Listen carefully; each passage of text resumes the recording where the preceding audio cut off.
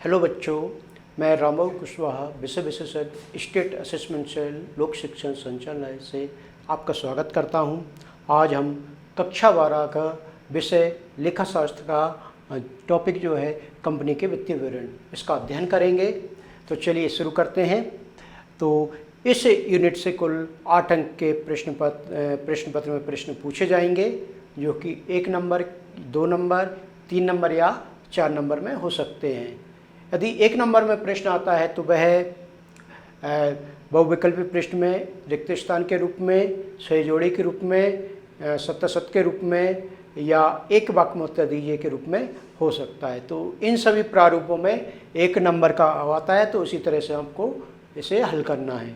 यदि इस अध्याय से 2 नंबर का कोई प्रश्न आता है तो उसके लिए आपको 30 शब्दों में उत्तर लिखना है, या पॉइंट में यदि आप उत्तर लिखेंगे तो 2 पॉइंट लिख के उसके थोड़ी थोड़ी व्याख्या लिखनी है। और यदि 3 नंबर में प्रश्न आता है तो 3 नंबर के लिए जो शब्द सीमा वह है 75 शब्द।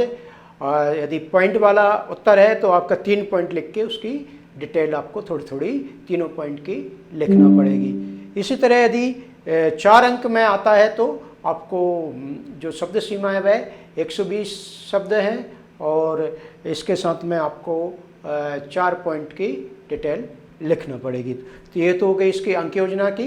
कुल इसमें 8 अंक के प्रश्न आना है। तो चलिए अब सबसे पहले हम समझेंगे वित्तीय विवरण क्या होते हैं। जैसा कि कोई भी व्यवसाय है तो वर्ष के अंत में, वित्तीय वर्ष के अंत में अपने अंतिम खाते तैयार करता है, और अंतिम खाते अपने जो भी स्टेक होल्डर्स होते हैं, जो कि उसके सूचनाएं प्राप्त करने वाले जितने भी होल्डर्स, स्टेक होल्डर्स होते हैं, सबको उपलब्ध कराता है। तो इसी तरह कंपनी के भी अपने कुछ सूचना पाने वाले होते हैं, हितधारी होते हैं, उनको भी वर्ष के अंत में अंतिम खाते बनाने के उपरांत में सूचनाएं प्रकाशित करना पड़ते हैं। तो वित्तीय विवरण वह विवरण होते हैं जो किसी भी कंपनी की वित्तीय स्थिति की जानकारी प्रदान करते हैं। जब किसी व्यवसाय की वित्तीय स्थिति का जानकारी या वित्तीय ज्ञान प्राप्त करना हो तो अधिकतर एक कंपनी चिट्ठा और लाभानी खाता तैयार करते हैं। ये दोनों ही व्यवसाय वित्तीय विवरण पत्र कहलाते हैं। ये विवरण पत्र किसी न किसी रूप में वित्तीय स्थिति को प्रकट करते हैं, चाहे वे संपत्ति या दायित्व, जैसे कि हमारा आर्थिक चिट्ठा होता है वह बताता है, या लाभ हानि के बारे में, या रोकड़ या कार्यशील पूंजी के बारे में, कई तरीके से हो सकते हैं। तो इन्हें ही हम वित्तीय विवरण पत्र कहते हैं। अंशधारी जो इसके सबसे ज़्यादा हितों को ध्यान में रखने वाले होते हैं, और अन्य पक्षकार भी होते हैं, तो इसलिए इनका प्रकाशन वित्तीय वर्ष के अंत में एक कंपनी अपना जारी करती है। तो ये हो गया वित्तीय विवरण से आशय। अब हम बात करेंगे एक वित्तीय विवरण तैयार करने की आवश्यकता, उद्देश्य क्यों पड़ी है, आवश्यकता क्यों। तो जो वित्तीय विवरण होते हैं उनकी आवश्यकता, सबसे पहला बिंदु है वित्तीय सूचनाएं प्रदान करना। जैसे कि हम पहले ही जान चुके हैं कि एक कंपनी अपने हितधारी जो होते हैं उन्हें विभिन्न सूचनाएं प्रदान करते हैं। तो वित्तीय संबंधी जो सूचना होती है वह वित्तीय विवरण के माध्यम से विश्वसनीय रूप से प्रदान की जाती है। दूसरे बिंदु जो है अर्जन क्षमता की जानकारी। तो किसी भी कंपनी में जो अंशधारी होते हैं, ऋणपत्रधारी होते हैं या अन्य पक्षकार होते हैं, उन्हें कंपनी की स्थिति क्या है, अर्जन क्षमता कितनी है, कितना लाभ हो रहा है, इसकी जानकारी देना आवश्यक होता है। तो इसकी जानकारी वित्तीय विवरण के माध्यम से प्रदान की जाती है। तीसरा बिंदु है वित्तीय स्थिति की जानकारी। तो एक कंपनी की वित्तीय स्थिति किस तरह से है, उसकी संपत्ति, दायित्वों की विस्तृत जानकारी हमें वित्तीय विवरणों के माध्यम से प्रदान की जाती है, क्योंकि जितने भी इसके हित रखने वाले व्यक्ति होते हैं उन्हें इसके बारे में जानकारी होना आवश्यक होती है।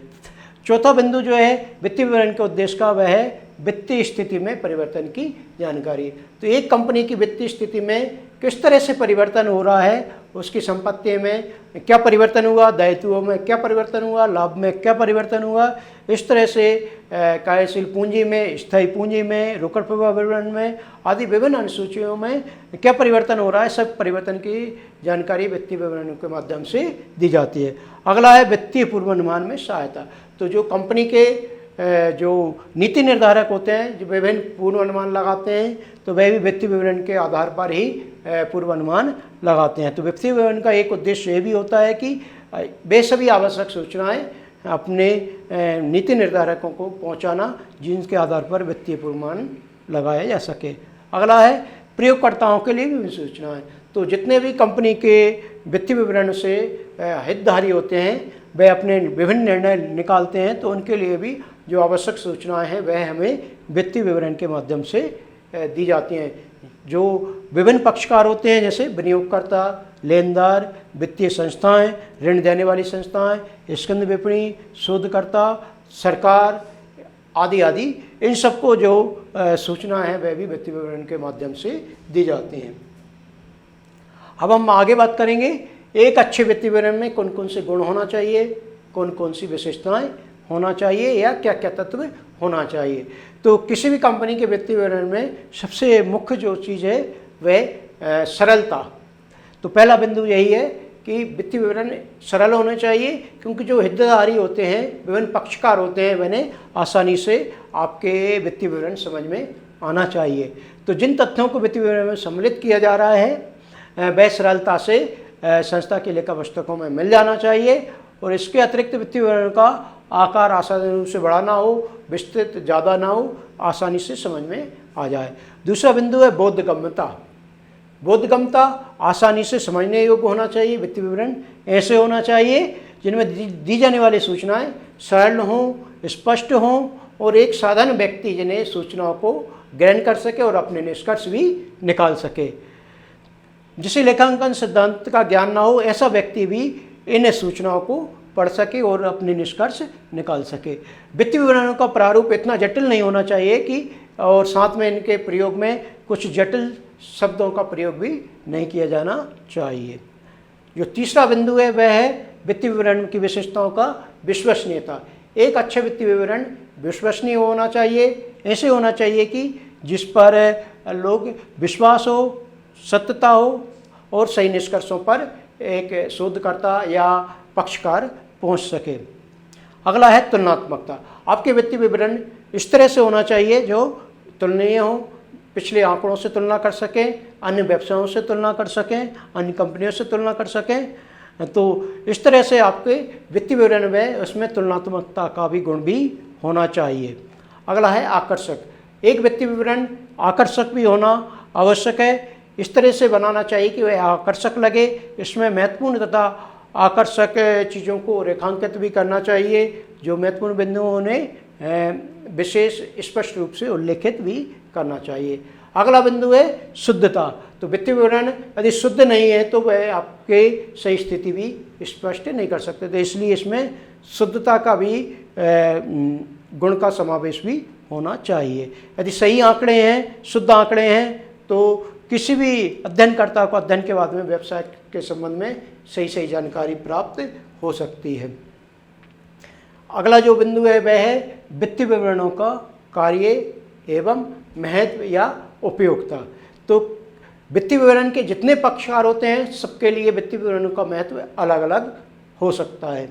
तो सबसे पहले बात करेंगे हम प्रबंधकों के लिए। तो कोई भी प्रबंधक, किसी कंपनी का प्रबंधक है, उसके लिए वित्तीय विवरण के जो महत्व है वह व्यवसाय की नीतियाँ निर्धारण करना, उसका सही रूप से संचालन करना।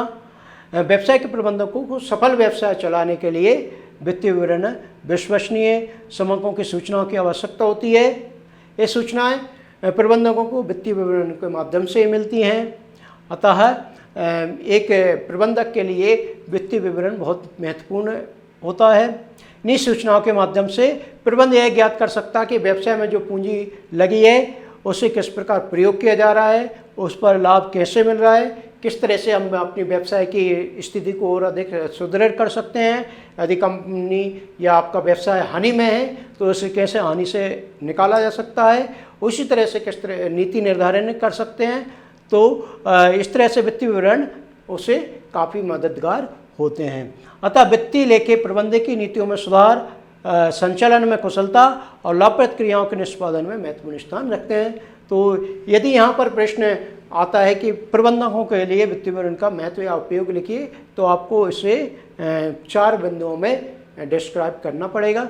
तो इसके बिंदु आप इन से निकाल सकते हैं, जैसे नीतियों में सुधार, संचालन में कुशलता, लापरवाहियों का निष्पादन, पूर्वानुमान लगाना, इस तरह से कई बिंदु यहाँ से आप स्पष्ट कर सकते हैं।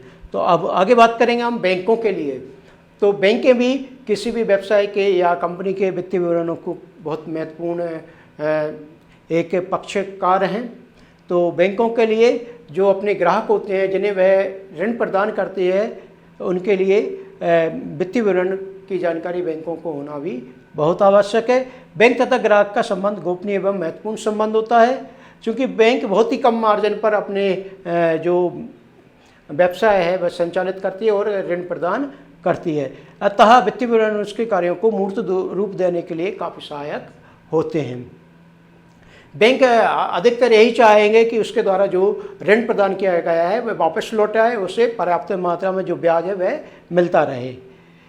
तो इसके लिए बैंक ग्राहक की वित्तीय स्थिति जानकारी होना बहुत आवश्यक है। यदि वित्तीय विवरण नहीं होंगे तो वैसे इस तरह की सही जानकारी नहीं मिलेगी, जिससे उसके ऋण डूबने की संभावना भी बनी रहती है। तो इस प्रकार विभिन्न वित्तीय विवरण को बैंक के ग्राहकों की भावी योजना बनाने के लिए अपनी आर्थिक स्थिति दिखाते हुए ऋण देने अथवा ना देने इस संबंध में निर्णय ले सकती है। तो बैंक का जो है वह किसी भी संस्था को कर्ज देना है, ऋण देना है, नहीं देना है, कितने सीमा तक ऋण देना है, ये सब जानकारी उसे वित्तीय विवरणों के माध्यम से ही प्राप्त होती है।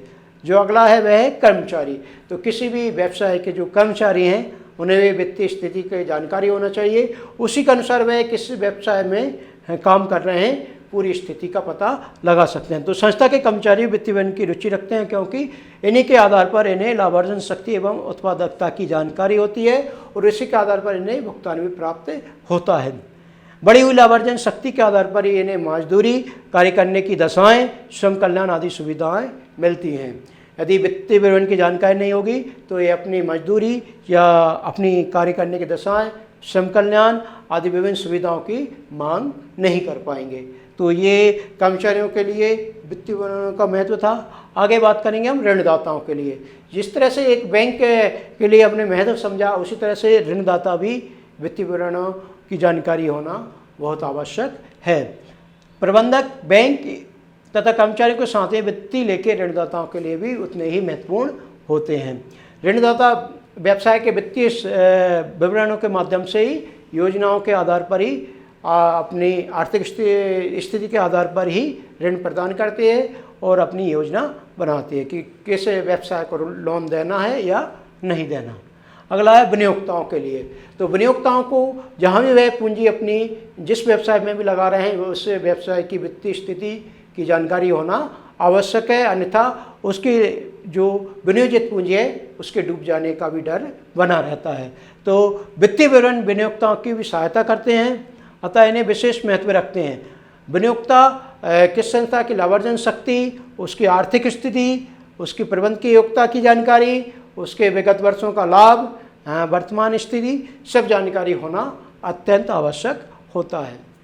अगला है सरकार के लिए। सरकारी विभागों के लिए भी वित्तीय विवरण की जानकारी होना आवश्यक है, क्योंकि सरकार जो अपनी योजनाएं बनाती है, टैक्स वाली योजनाएं, आयकर संबंधी योजनाएं, कंपनी पंजीयन कार्यालय आदि, संपादन करने वाले व्यवसाय संस्थान, इन्हें भी वित्तीय विवरण की जानकारी होना आवश्यक है। जो आर्थिक नियोजन करने वाले पंचवर्षीय योजनाओं के निर्माता हैं उन्हें भी संपूर्ण अर्थव्यवस्था की योजना जब बनाएंगे तो उन्हें भी विभिन्न व्यवसायों की कंपनियों की वित्तीय विवरण की जानकारी होना आवश्यक है।